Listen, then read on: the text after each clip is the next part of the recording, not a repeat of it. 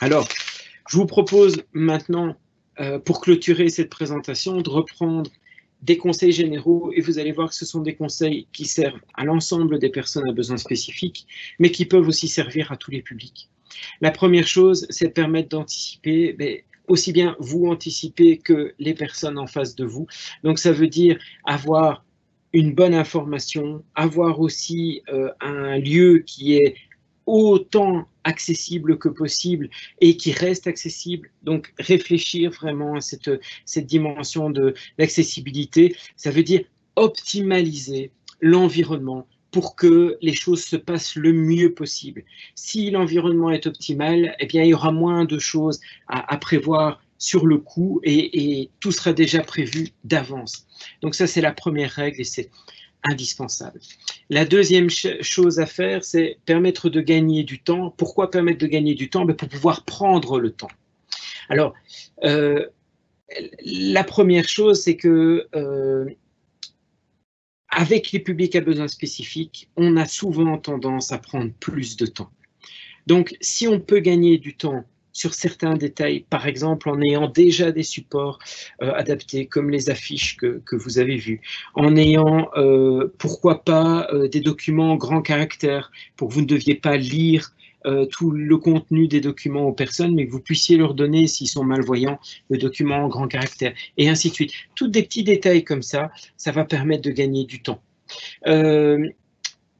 Si une personne a des difficultés de concentration, essayez d'être le plus bref possible, d'éviter d'être dans un endroit où il y a énormément de distractions et donc répondre vraiment à ses besoins très précisément. Pensez aussi que toutes les personnes à besoins spécifiques risquent de prendre plus de temps dans leur déplacement. Par exemple, une personne aveugle, si elle se déplace seule, ou une personne malvoyante, si elle se déplace seule, par excès de prudence, elle risque de prendre plus de temps. Une personne en chaise roulante, si elle est sur sol lisse, elle va aller plus vite, mais si elle est sur un sol qui est plus chaotique, elle va mettre plus de temps aussi, et ainsi de suite. Sortir de sa voiture, passer aux toilettes, ça va être toutes des choses qui risquent de lui prendre du temps, et donc, ça vaut le coup d'essayer de limiter au maximum les pertes de temps possibles et envisageables.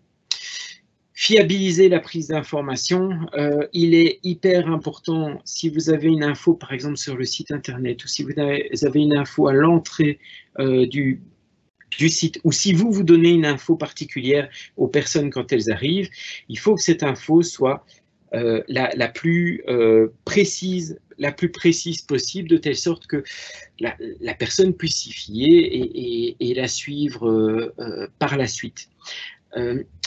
Deuxième élément qui est important, en fonction de certaines déficiences, tout ce qui est déficience de perception, les personnes qui ont une déficience auditive ou visuelle risquent à certains moments de ne pas percevoir les choses comme vous. Elles risquent de percevoir les choses de manière transformée. Par exemple, ne pas comprendre tous les mots quand ils sont malentendants et donc pouvoir comprendre autre chose que ce que vous avez dit, ou ne pas voir une info qui est peut-être pas tout à fait à la même hauteur que les autres, ou pas avec le même design, etc. Et donc, se retrouver à un mauvais endroit, se perdre dans le lieu pour les personnes qui sont déficientes visuelles ou bien déficientes intellectuelles. Donc, c'est important que l'info soit claire, précise et toujours la même.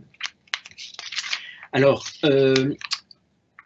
on vous l'a dit pour commencer, on vous le dit encore, proposez, n'imposez pas. Vous proposez un accompagnement, vous proposez une aide, vous proposez tout ce que vous pouvez envisager de proposer, mais jamais vous ne prenez la décision à la place de la personne. Il n'y a rien de pire que de ne pas respecter l'autonomie de la personne et de l'embarquer quasiment de force pour lui faire quelque chose. Donc adressez-vous à la personne, c'est une personne à part entière et respectez ses besoins et ses attentes. Enfin,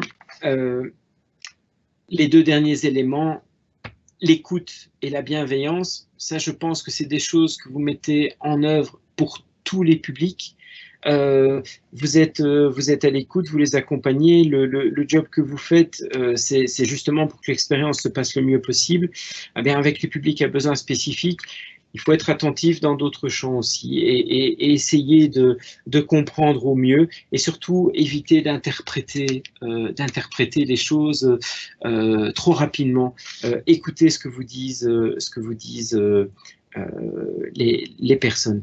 Et enfin, pour clôturer, c'est pas parce qu'on est face à une personne qui a une différence, une personne qui ne sait pas marcher ou une personne qui ne sait pas voir, ou qu'on ne peut pas, qu'on doit faire attention à ce que l'on dit dans les termes.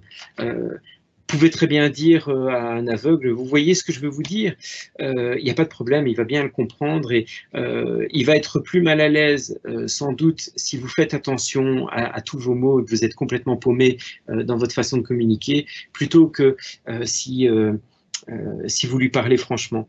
Idem pour une personne en chaise roulante, si vous lui dites ça marche, il n'y a aucun souci, les choses sont tout à fait perceptibles.